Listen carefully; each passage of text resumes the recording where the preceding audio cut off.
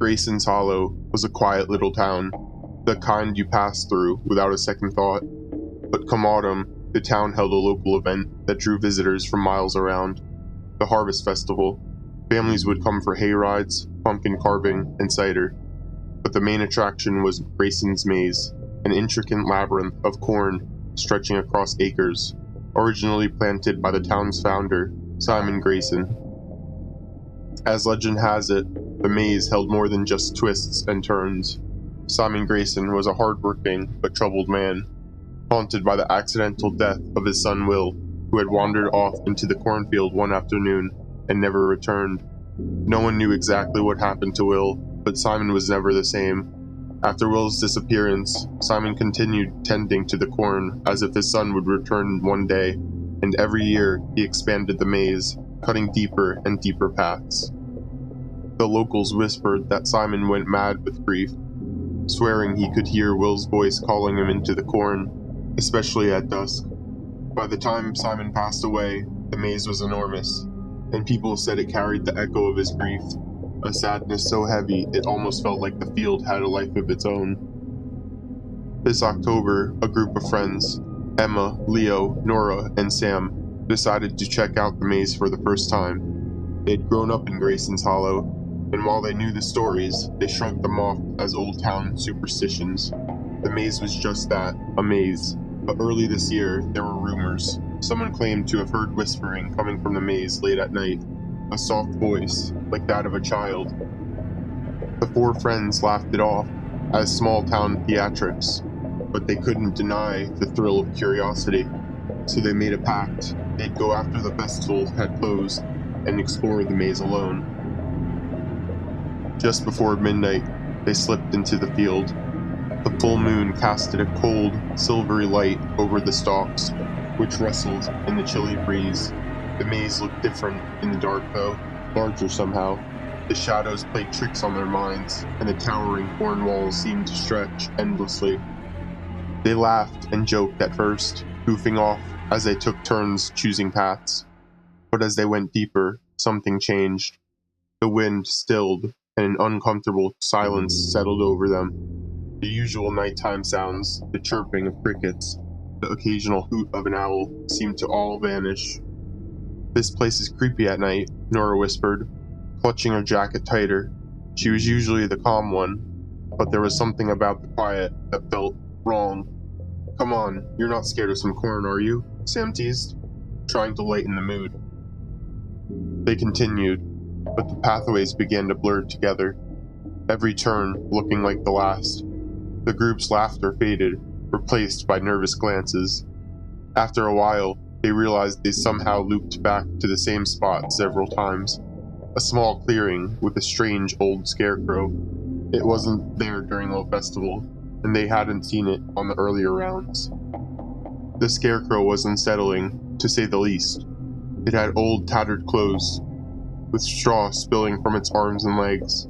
Its face was a burlap sack stitched to a rough smile, and its glassy eyes gleamed into the moonlight, almost lifelike.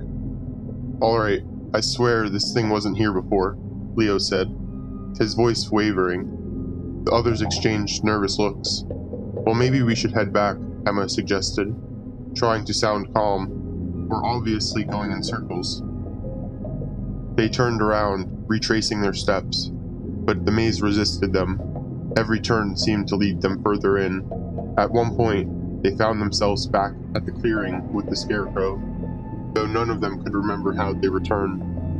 As they stared at it in frustration, Sam heard something faint, a soft voice, like a child's, carrying in the breeze. It was so quiet he almost thought he'd imagined it, but then there it was again. "Help me." "Did you hear that?" Sam whispered, his face paling. The others nodded, wide-eyed, too scared to respond. Against their better judgment, they decided to follow the voice, hoping it might lead them out. The whispers grew clearer, a young boy's voice, begging for help, sounding just around the next bend. But every time they thought they'd found him, they were met with another empty path. As they turned yet another corner, they found themselves back at the scarecrow for the third time, but something was different.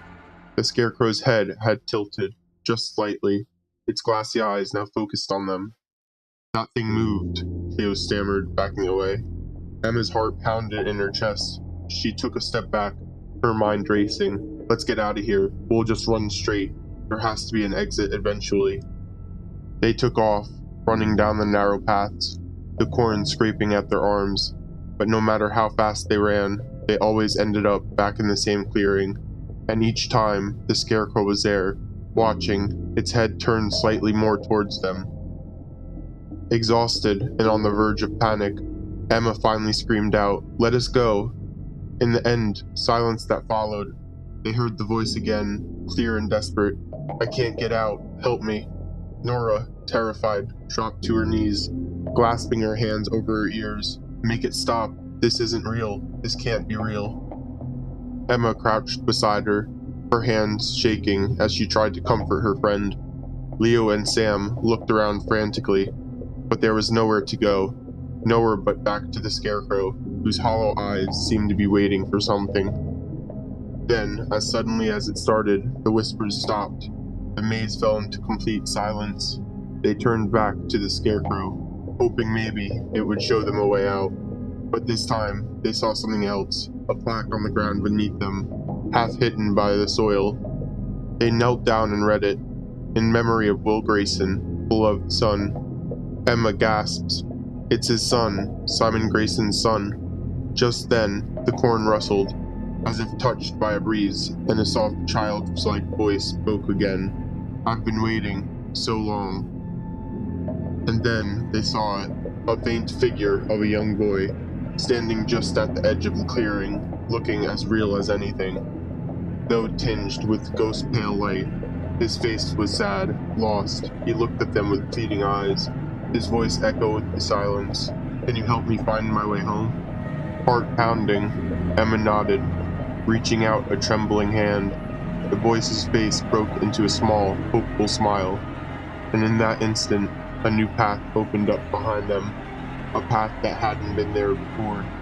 They followed him through the corn, twisting and turning, until at last, they broke through the other side, stumbling out into open air. They turned around, but the figure of the boy was gone.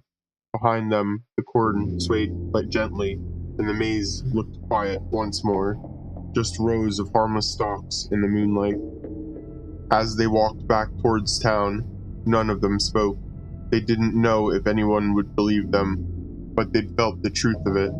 Will had been waiting, lost in that maze for so many years, waiting for someone to hear him, and somehow they finally helped him find his way home. The Grayson Maze never appeared quite the same after that night. The path seemed straighter, the maze less confusing, and while people still entered, no one ever reporting hearing whispers again.